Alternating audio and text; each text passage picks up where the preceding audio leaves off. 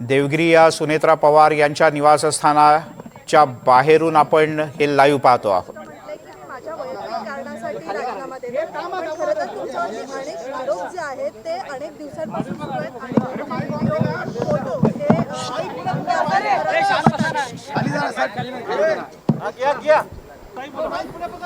शिवणिका संस्थान या संस्थानेमध्ये जे महादेवाच्या मंदिराचं देवस्थानाचं ट्रस्ट आहे, या ट्रस्टवरती मी प्रदेशाध्यक्ष होते तेव्हापासून सदस्य म्हणून काम केलेलं आहे।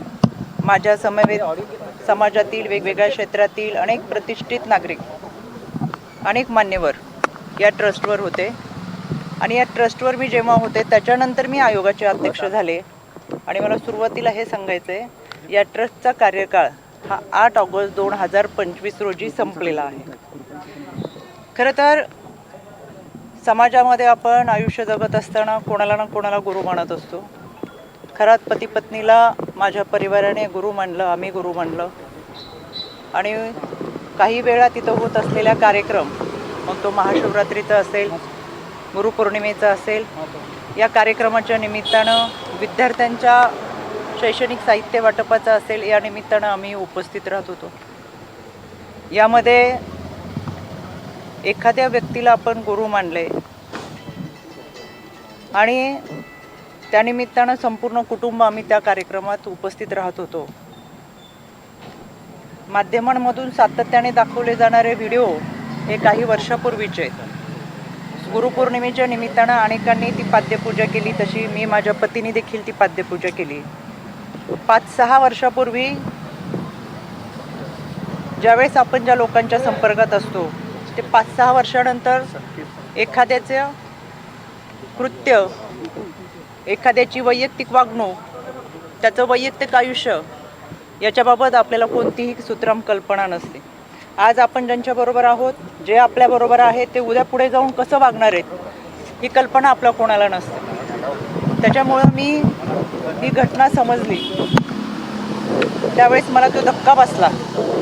मी लगेच ते ट्विट देखील केले सुरुवातीला की या देवस्थान ट्रस्टशी माझ्या कुटुंबाचा संबंध आहे, पण घरात आणि त्याच्या वैयक्तिक आयुष्याबद्दल काही माहिती असायचं कारण नव्हतं। यामध्ये पोलिसांनी खोलवर निष्पक्षपणे तपास करावा हे मी परवाच सांगितलेलं आहे।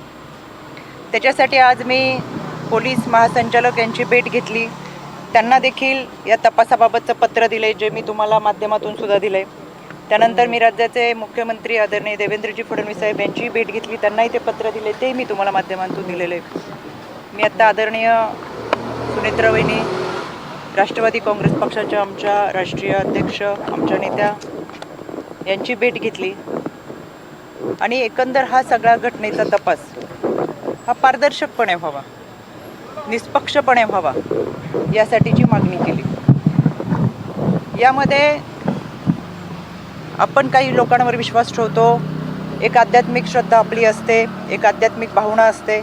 माझं संपूर्ण कुटुंब हे वारकरी कुटुंब आहे, त्याच्यामुळं आमची जी श्रद्धा होती ती आध्यात्मिक दृष्टिकोनातून होती आणि म्हणून आम्ही कुटुंब ह्या देवस्थानशी जोडलं होतं।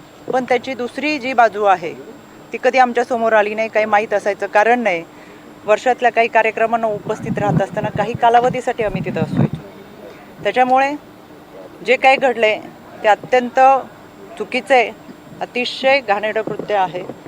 त्याचं कुठेही आम्ही समर्थन करणार नाही।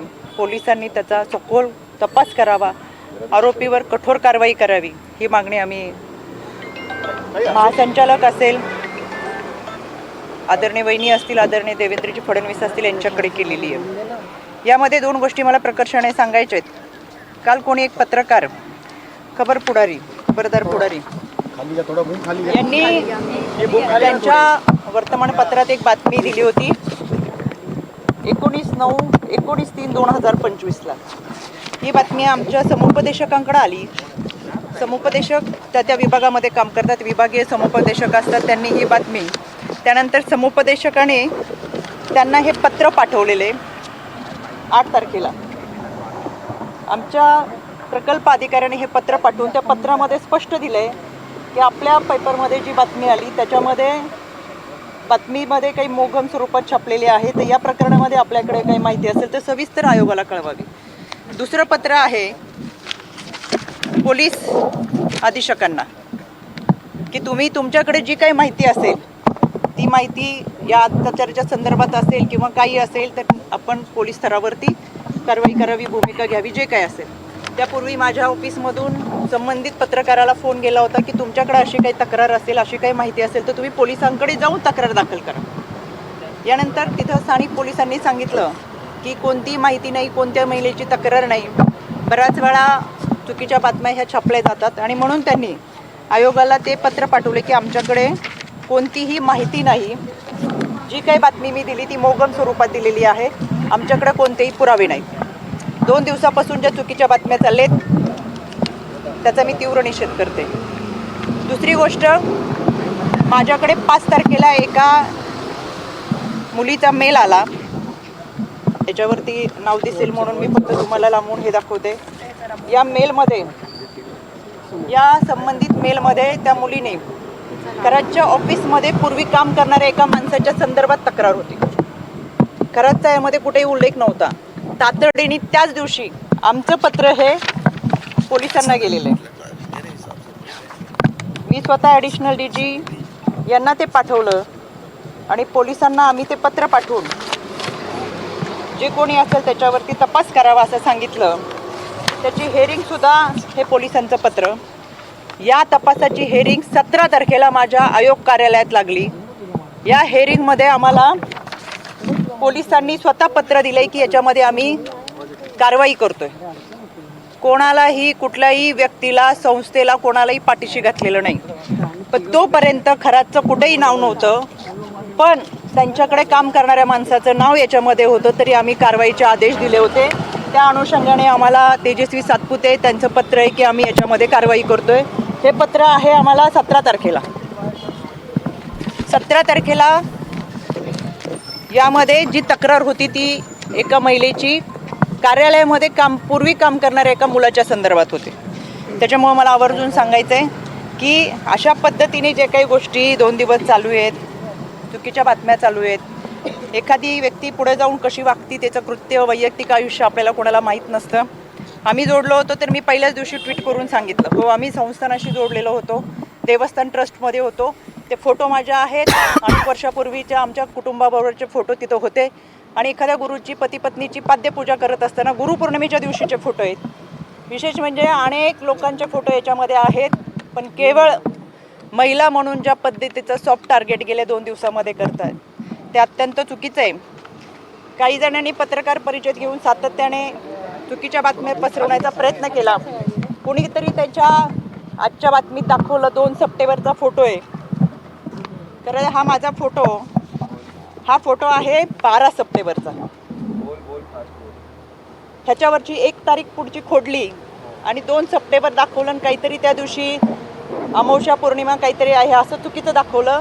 माझ्या आजही अकाउंटवर गेलात तर हे फोटो आहे असे आहेत, ते 2 सप्टेंबरचे नाहीत, ते 12 सप्टेंबरचे. दुसरी गोष्ट, 2 सप्टेंबरला आदरणीय अजितदादांच्या दौऱ्यात आम्ही होतो. हा माझा 2 सप्टेंबरचा फोटो आहे. 2 सप्टेंबरला हा फोटो झाल्यानंतर कुठेही माझ्या हाताला जखम नाही. हा 3 सप्टेंबर, 4 सप्टेंबरचा फोटो आहे. माझ्या या भागामध्ये अधिकाऱ्यांच्या समवेत रस्त्याची पाहणी आहे, कुठेही हाताला जखम नाही.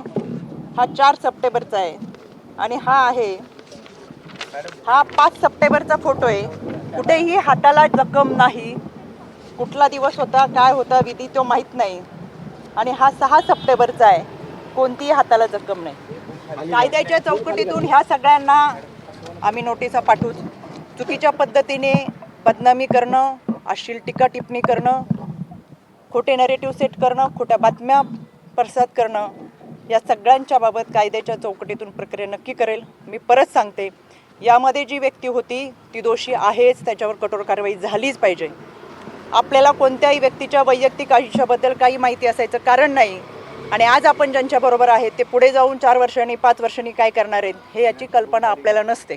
त्याच्यामुळे या व्यक्तीवर कठोर कारवाई व्हावीच ही मागणी मी आज केलेली आहे आणि या सगळ्या गोष्टींचा निष्पक्षपणे तपास व्हावा त्याच्यामुळे मी आज राज्य महिला आयोगाच्या अध्यक्षपदाचा राजीनामा माझ्या नेत्या आदरणीय सुनेत्रा वहिनी यांच्याकडे मी सुपूर्द केलेला आहे. याबाबतचा जो काही निर्णय असेल तो आदरणीय वहिनी घेतील. आपल्याशी बोलण्यासाठी मी सविस्तर पुराव्यासहित पत्रकार परिषद घेतली. धन्यवाद.